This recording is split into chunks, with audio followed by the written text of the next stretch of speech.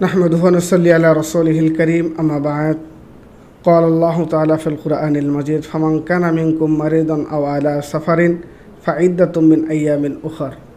প্রিয় দর্শক, আপনারা যেখান থেকে খবর সংযোগ দেখছেন আপনাদের সকলকে মোবারকবাদ ও রমজানুল মোবারকের শুভেচ্ছা। আমরা জানি রমজানের রোজা প্রতিটি মুসলমানের উপর ফরজ, কিন্তু কোনো কারণবশত যদি আমরা রোজা রাখতে না পারি তাহলে আমাদের কি করণীয়?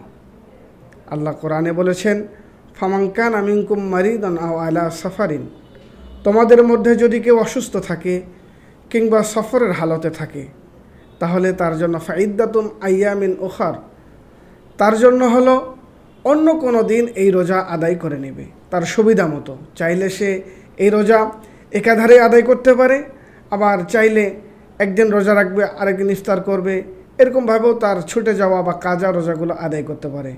এখন কথা হলো, কেউ যদি রোজা রাখতে সক্ষম না হয় তাহলে তার জন্য করণীয় কি? তার জন্য করণীয় হলো একটি রোজার বিনিময়ে একটি দাস মুক্ত করা। দাস প্রথা যেহেতু বর্তমানে নেই এবং তার বিকল্প হিসেবে আছে ৬০ জন মিসকিনকে ধারাবাহিকভাবে তৃপ্তি সহকারে ২ বেলা খাওয়ানো। স্বাভাবিকভাবে মানুষ যা আহার করে এই আহারের মধ্যে দিয়ে ২ বেলা ৬০ জন মিসকিনকে, অসহায় গরিব মানুষকে আহার করানো একটি রোজার কাফারা। যদি ইচ্ছা করে কেউ রোজা ভেঙে ফেলে তাহলে এই কাফারা তাকে আদায় করতে হবে, কিংবা যদি ইচ্ছা করে রোজা ভেঙে ফেলে তাহলে তাকে ৬০টি রোজা আদায় করতে হবে, একাধারে ধারাবাহিকভাবে ৬০টি রোজা আদায় করতে হবে। এখানে দুটি বিষয় আমরা ভালোভাবে খেয়াল রাখব। একটি হলো রোজা রাখতে অক্ষম, আরেকটি হলো রোজা ইচ্ছাকৃতভাবে ভেঙে ফেলা। যদি রোজা রাখতে অক্ষম হয় তাহলে তার জন্য অন্য কোনো দিন রোজা রাখলেই সে তার রোজা আদায় হয়ে যাবে। কিন্তু যদি ইচ্ছাকৃতভাবে রোজা ভেঙে ফেলে তাহলে তাকে একটি রোজার বিনিময়ে ৬০টি রোজা ধারাবাহিকভাবে আদায় করতে হবে। এই ৬০ দিন রোজা রাখতে গিয়ে যদি কোনো একদিন রোজা ভেঙে ফেলে তাহলে তাকে আবার ওই দিন থেকে গণনা করে ৬০টি রোজা রাখতে হবে, কিংবা একটি রোজার বিনিময়ে ৬০ জন মিসকিনকে ২ বেলা আহার করাতে হবে। স্বাভাবিকভাবে যে খাবার খাওয়া হয় এভাবেই তাকে খাবার খাওয়াতে হবে। সুতরাং রোজা এত গুরুত্বপূর্ণ একটি ইবাদত, কারণ আমাদের ইসলাম ধর্মে যে মৌলিক ৫টি রুকন রয়েছে এই ৫টি রুকনের মধ্যে একটি হলো রোজা।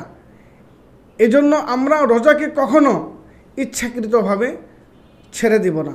আমাদের সামর্থ্য থাকলে, আমাদের শক্তি থাকলে অবশ্যই আমরা রোজাকে আদায় করব। যদি আমরা রোজাকে আদায় না করি তাহলে অত্যন্ত মর্মন্তুক শাস্তির সম্মুখীন হতে হবে কিয়ামতের ময়দানে। আমরা জানি ইসলামের রোকন ৫টির মধ্যে অন্যতম হলো রোজা।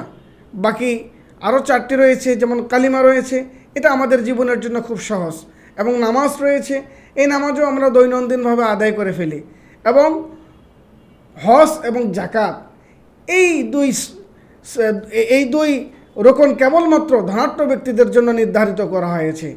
যাদের ধন সম্পদ আছে তারপরেও আবার নির্ধারিত পরিমাণ ধনের সম্পদের মালিক হতে হবে। যদি নিসাব পরিমাণ সম্পদের মালিক হয় তাহলেই তার জন্য হজ ফরজ এবং জাকাত ফরজ।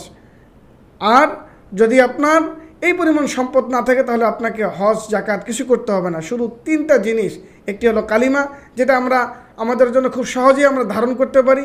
দ্বিতীয় হলো নামাজ, এই নামাজও আমরা দৈনন্দিনভাবে খুব সহজভাবে আমরা আমল করতে পারি। আরেকটি হলো রোজা, 1 মাস রোজা রাখা। 12 মাস আমরা আহার করি আর 1টি মাস আমরা রোজা রাখি। তো এই 1টি মাস রোজা যদি আমরা সঠিকভাবে আদায় করতে না পারি তাহলে আমাদেরকে মর্মান্তিক শাস্তির সম্মুখীন হতে হবে। এই জন্য আসুন আমরা সকলেই আল্লাহ পাকের ফরজ বিধান রোজাকে সঠিকভাবে পালন করি। আল্লাহ আমাদের সকলকে রোজা রাখার তৌফিক দান করুক।